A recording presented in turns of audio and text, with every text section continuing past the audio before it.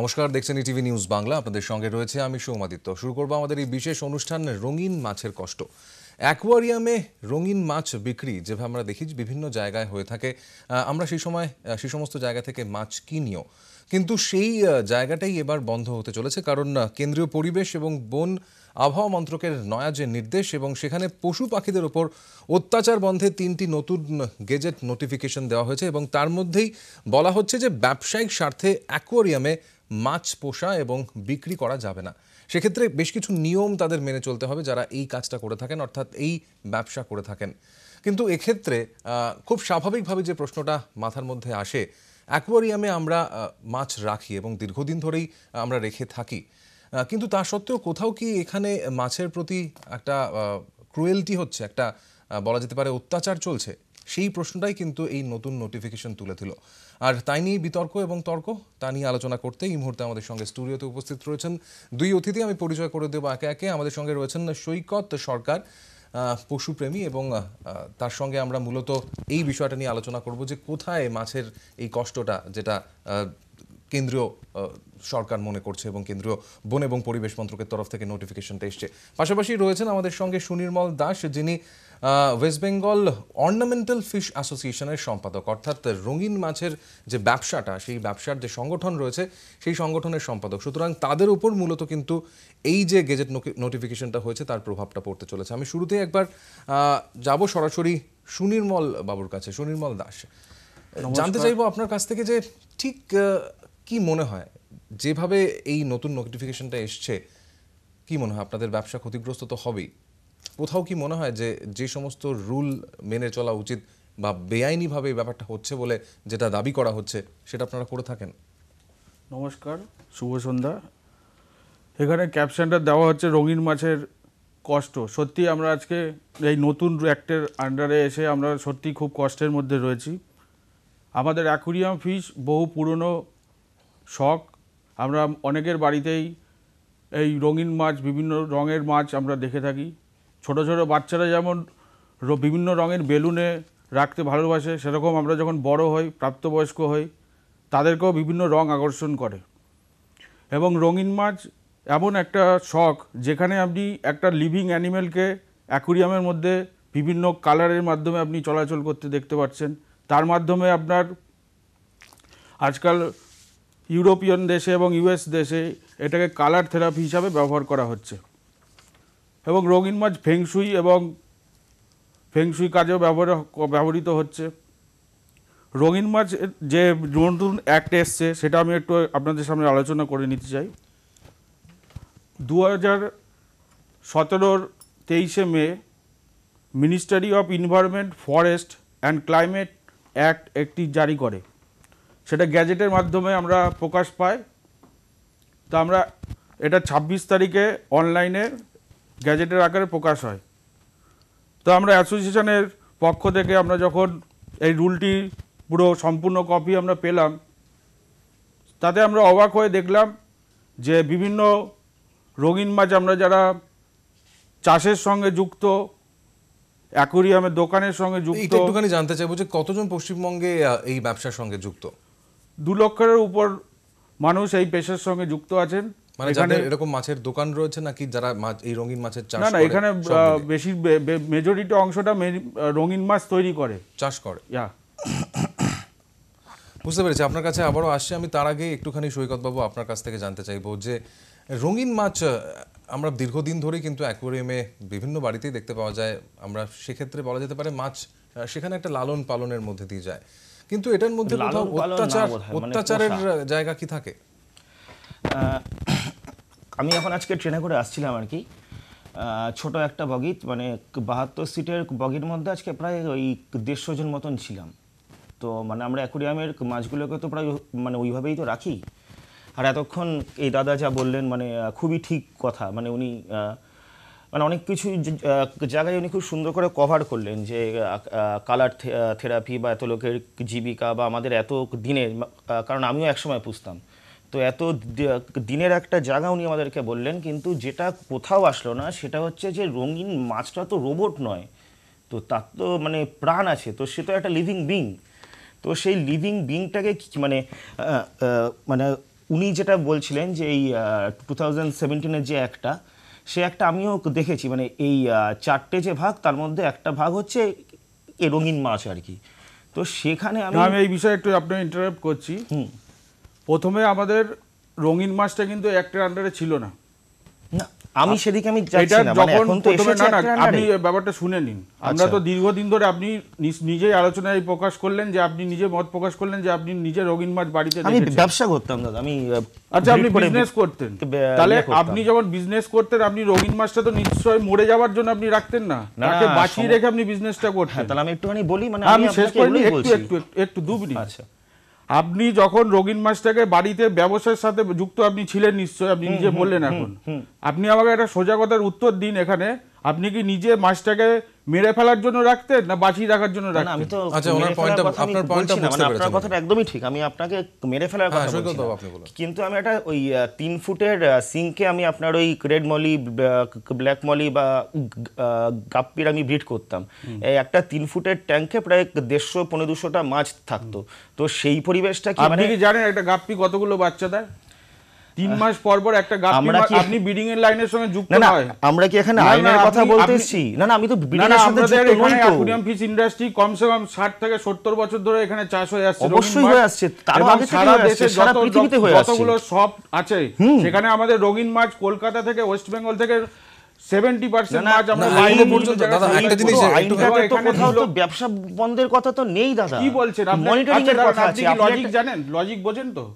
আপনি আপনাকে আমি আমাকে বলছি। কি বোঝাতে চাইছেন? আপনি তো না, না, আমাকে সেটা বলতেই তো- না না, দিচ্ছেন না। এদিকে দাদা, বলতে আপনি দিতে একটু হবে। আমার সাথে এদিকটা, ওনার সাথে আপনি আমি তো তর্ক, বলতে দুজনে দিচ্ছেন না। দুজনের মত রয়েছে না, না, না, আমি আপনি আপনার মতটাকে ব্যাপারটা সমর্থন বলবেন, কিন্তু করছি, ওনাকে কিন্তু ওনারটা আমি বলতে তো দিন, আপনার ব্যাপারটা আপনি আমি থাকুন। অসমর্থন নেই।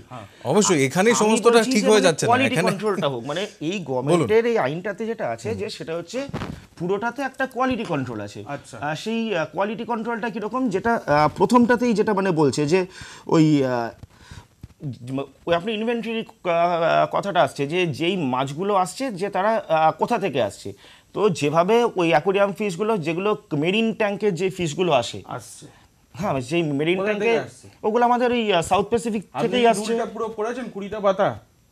আপনি আমাকে বলতেই দিচ্ছেন না। না না, 20টা পাতা কি আপনি সমস্যাটা পড়েছেন? হচ্ছে দাদা, আপনি যখন বলছিলেন আমি কিন্তু খুব ধৈর্যের সঙ্গে এবং না, শ্রদ্ধার আপনি না সঙ্গে না, অন্য আপনি অন্য আপনি জায়গায় একটা চলে একটা যাচ্ছে। জিনিস বোঝার চেষ্টা আমি করুন, তো- যে উনি যেটা বলছেন আমি সেটা প্রাণের ওনাকে কথা বলতে বলছি, দিন। আর আপনি ঠিক ব্যবসার আছে, কথা বলছেন। আপনি আমি শুনুন। আপনাকে এটা তো মানে সমর্থন তো আপনি করছি। আপনার যখন টার্ন আসবে আপনিও বলবেন, আপনি এখানেই বলছেন কিন্তু সব ব্যবসা, ঠিক আমি হয়ে যাবে। বলছি মানে প্রাণ। আমরা না, যদি না। 4 জন আলোচনা করি তাহলেই যে না, ওই না। কিন্তু আমাকে বলতে দিতে হবে। নোটিফিকেশন অবশ্যই, রয়েছে মানে- সেটা মানে রদ আপনি হয়ে যখন যাবে না, মানে কিংবা বলবেন, আমি সেটা চুপ করে লাগু হয়ে যাবে শুনবো। না এখান থেকে। আমি চুপ এটা করে একটা শুনবো, আলোচনা। আপনি যখন মানে বলবেন আমি ঠিক আছে, একদম আমি শুনবো, বুঝতে কারণ পারছি। এতগুলো লোকের পেশা আছে, সেটা তো ঠিকই, 100বার ঠিক। মানে আমি তো সেখানে কিন্তু মানে কোন সেখানে কোনো মনস্তত্ত্ব oppose করছি থেকে না। বা কোন জায়গা থেকে পেটা এটা নিয়ে এতদিন আন্দোলন করলো, কোন জায়গা থেকে Exactly, আমি এই ঠিক এই আইনটা point-এই তৈরি আসতে হলো, চাইছি। সেটা একটুখানি আমরাও বোঝার চেষ্টা করি।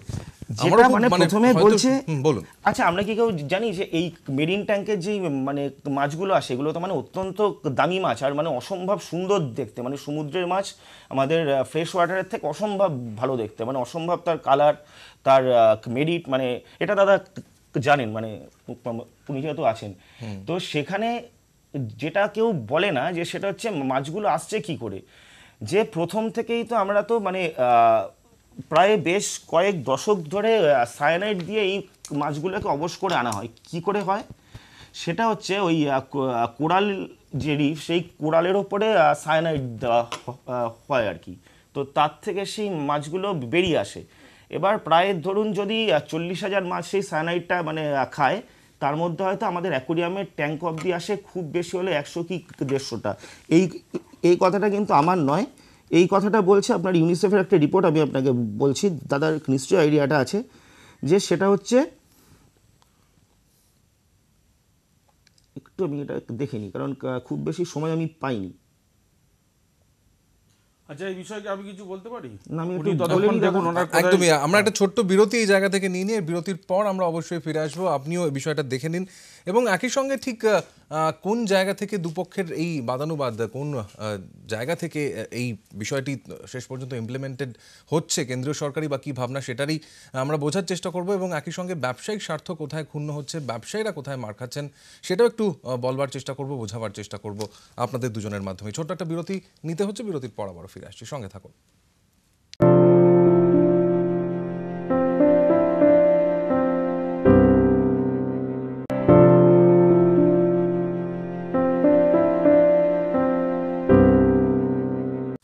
কেন্দ্রীয় সরকারের নতুন নোটিফিকেশন, কেন্দ্রীয় পরিবেশ, বন এবং আবহাওয়া মন্ত্রকের নয়া নির্দেশ, এবং সেখানে কিন্তু বিপাকে পড়েছেন রঙিন মাছের ব্যবসায়ীরা। এবং একই সঙ্গে যারা পশুপ্রেমী তারা বলছেন যে আইন এসেছে সেই আইন অবশ্যই দরকার ছিল, এবং সেক্ষেত্রে এই ব্যবসা পুরোপুরি বন্ধের কথাও বলা হচ্ছে না এই নোটিফিকেশনে।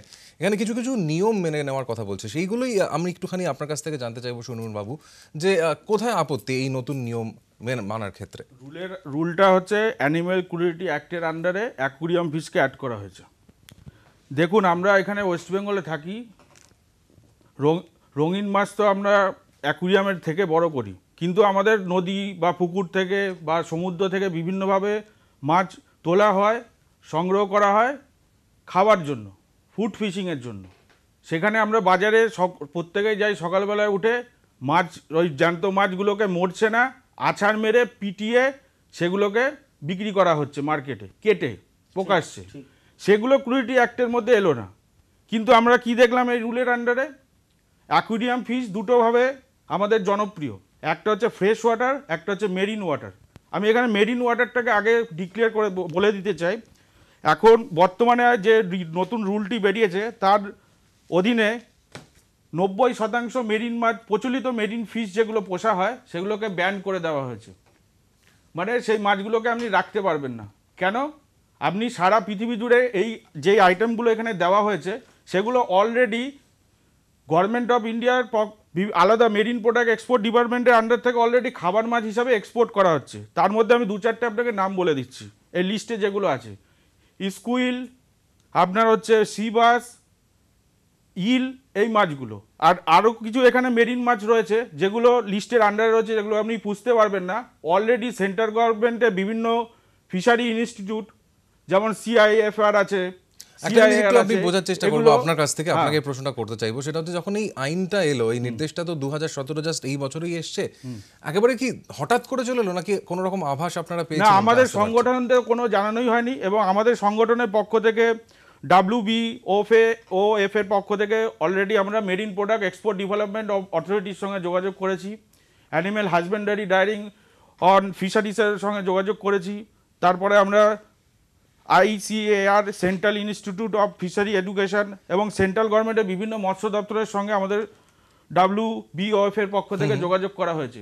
তারা প্রত্যেকেই জানিয়েছেন যারা এই রুলটির ব্যাপারে কিছু জানেন না, এই রুলের কেন আমরা প্রকাশ্যে বিরোধ করছি। পরবর্তীতে নিশ্চয়ই এটা সামনে আসবে। আমি একটুখানি, আমাদের প্রায় শেষ হয়ে গেছে সময়, সৈকতবাবু একটু আপনার কাছ থেকে জানতে চাইবো, যেই কথাটা উনি বললেন, যেই জায়গায় মাছ খাওয়া হচ্ছে কেটে, সেইখানে মাছের প্রতি সহানুভূতির জায়গা থেকে ট্যাঙ্কে মাছ রাখা যাবে না, বেআইনি এই খাওয়া দাওয়ার ব্যাপারটা যদি দেখতে হয় তাহলে সেটা আপনাকে যে রাস্তার পাশের যে মুরগির দোকান ওখান থেকে স্টার্ট করতে হবে।